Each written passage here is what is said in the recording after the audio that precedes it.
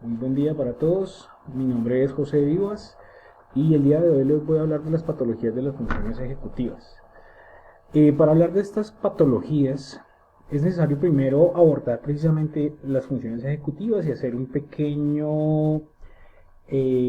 pequeña contextualización, un pequeño recorrido respecto a lo que implica lo que son las funciones ejecutivas. Entonces, eh, podemos iniciar con ubicarlas, en dónde se encuentran ellas haciendo las funciones cognitivas y neurológicas correspondientes para que se puedan dar, para que se puedan presentar, y es precisamente este punto del sistema nervioso central, eh, específicamente en el área prefrontal. Es allí, en esa área prefrontal, lo que se constituye como el centro de la humanidad, como algunos lo han denominado, y es gracias a las funciones ejecutivas que se albergan en esta zona prefrontal donde se pueden transformar nuestros pensamientos en decisiones, planes y acciones. Ese término, funciones ejecutivas, hace referencia a la capacidad del ser humano para formular metas, para planificar objetivos, proponer objetivos, ejecutar conductas de manera eficaz. Las funciones ejecutivas son una función que organiza la conducta humana, permitiendo la resolución de problemas complejos. Estas funciones incluyen varios aspectos que se relacionan con los procesos cognitivos y emotivos. Para hacer una pequeña agrupación de estas capacidades, de estas habilidades, de estos procesos, podemos hablar de la capacidad para seleccionar, para planificar, anticipar, modular o inhibir actividades mentales, capacidad para monitorear tareas, selección, previsión y anticipación de objetivos, flexibilidad en los procesos cognitivos, fluidez ideatoria, control de la atención, tal como la modulación, eh, la inhibición y la selección de los procesos y de las conductas, formulación de conceptos abstractos y pensamiento conceptual. También aquí encontramos la memoria de trabajo, la organización temporal de las conductas, la habilidad para participar de manera interactiva con otras personas, la autoconciencia personal y lo que se conoce como la conciencia ética. Eh, por lo tanto, teniendo en cuenta estas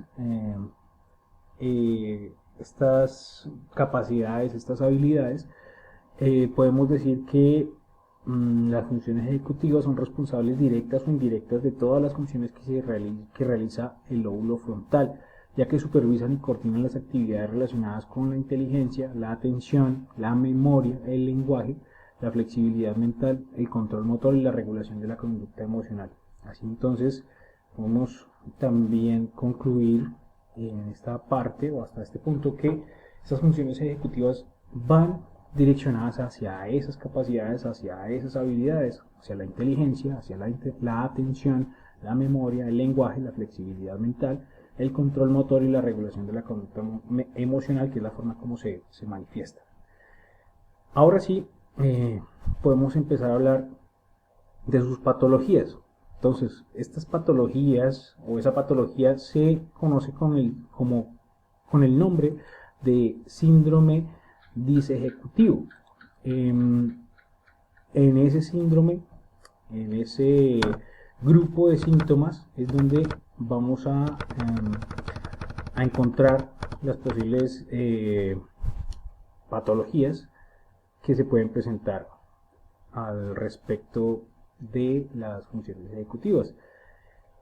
Y el síndrome disejecutivo, pues, son las lesiones que se presentan en el área prefrontal, eh, que generan un patrón de síntomas, y esas lesiones provocan dificultades para el control del pensamiento, tales como la lentificación de los procesos cognitivos y motores, además de alteraciones en la capacidad para regular las respuestas emocionales. Se acentúan más en estos síntomas cuando se produce una lesión precisamente en el área prefrontal. Los efectos que produce la lesión van a depender de la zona afectada, aunque genéricamente el síndrome disejecutivo produce las siguientes manifestaciones, que son la pérdida de la capacidad para planificar, para anticipar, monitorear e inhibir la actividad mental, dificultades para realizar tareas de modo concentrado, pues se presenta déficit atencional y distractibilidad muy evidente frente a estímulos externos irrelevantes, incapacidad para establecer categorías y abstraer ideas, pérdida de la flexibilidad cognitiva, que es la tendencia a la perseveración y rigidez del comportamiento, alteraciones en la personalidad, el humor, las emociones, con un incremento de la impulsividad y la desinhibición del comportamiento. Específicamente, en lo que afecta a cada uno de estas funciones, podríamos entrar a revisar los trastornos de la inteligencia. Entonces, en cuanto a los trastornos de la inteligencia, las lesiones frontales, se dice que las lesiones frontales no disminuyen el cociente intelectual de manera sensible, de manera significativa, pero sí se observa la posible pérdida de capacidad de categorización y de formación de nuevos conceptos como consecuencia de esas lesiones frontales. Además, es frecuente que los lesionados prefrontales presenten trastornos metacognitivos, caracterizados por la sobrevaloración de sus posibilidades reales de aprendizaje y memoria, especialmente si no tienen conciencia de su déficit. Tenemos también, entonces, específicamente los posibles trastornos de atención. Esos trastornos son producto de las lesiones del lóbulo frontal, y lo cual va a generar, en cuanto a la atención, alteraciones en modalidades de atención, especialmente la atención sostenida y alternante, ya que el área prefrontal es el último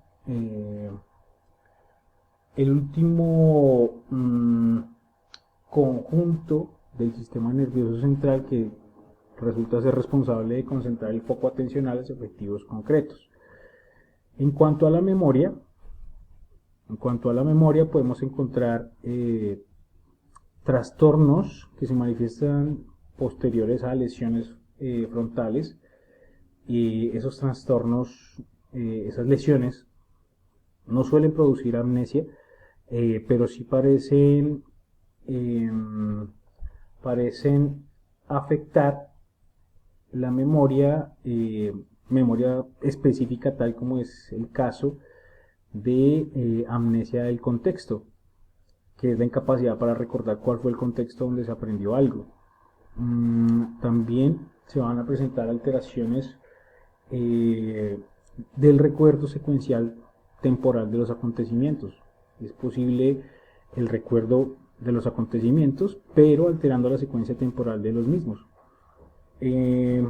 También se puede presentar un tipo de amnesia prospectiva, que consiste en la incapacidad para acceder a informaciones que se producirán en el futuro.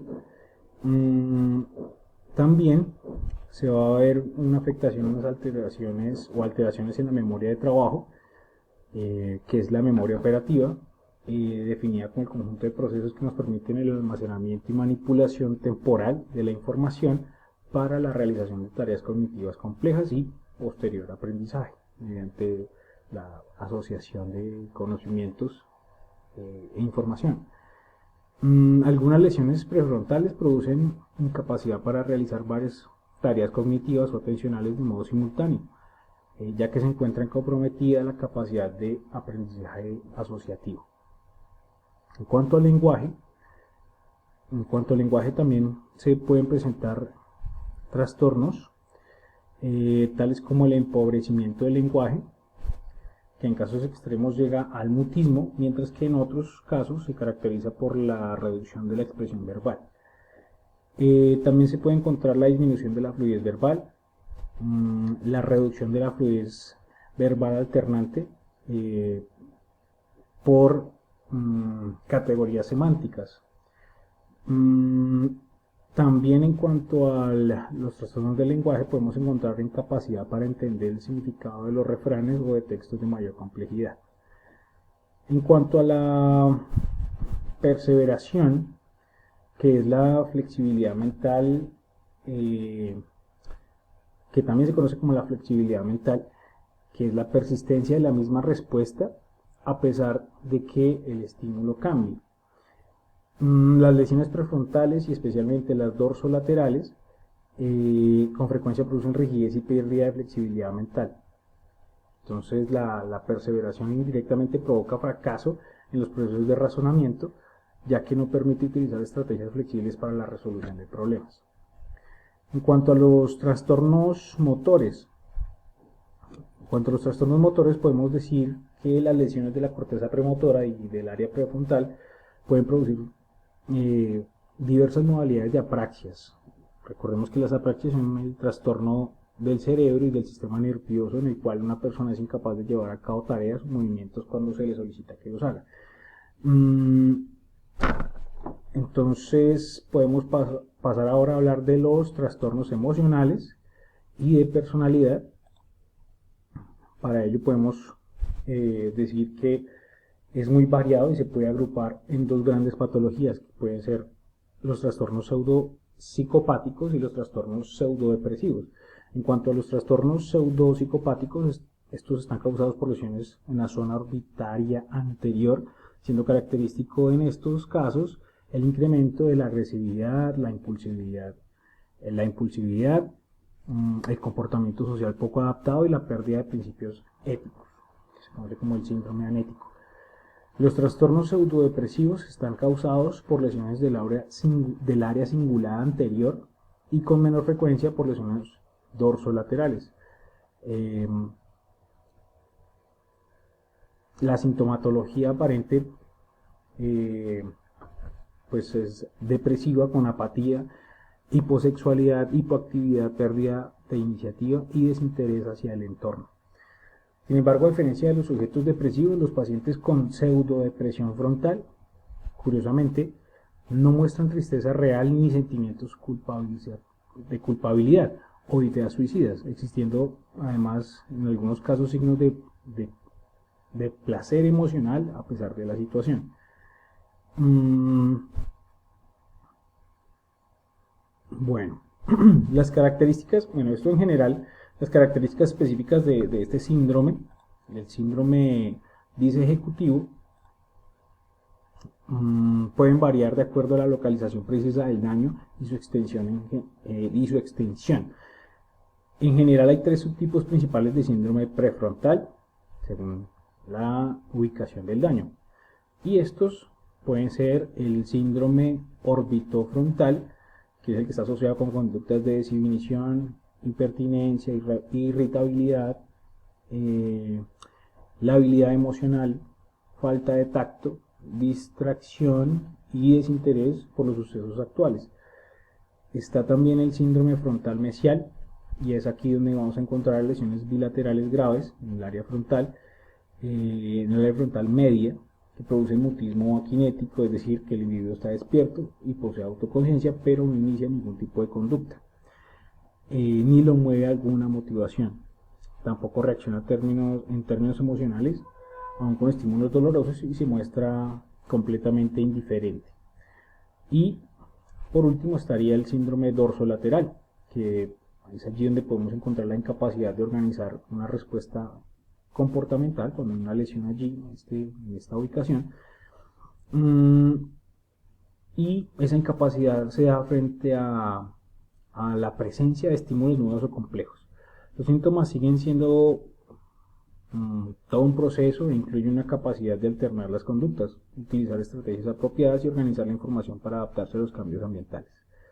Se destacan además en este síndrome la presencia de la perseveración y conductas dependientes del estímulo y la ecolalia. Bueno, eso sería todo el día de hoy. Son muy amables. Mi nombre es José Vivas y les deseo un feliz resto de día. Muchas gracias, muy amables por su atención.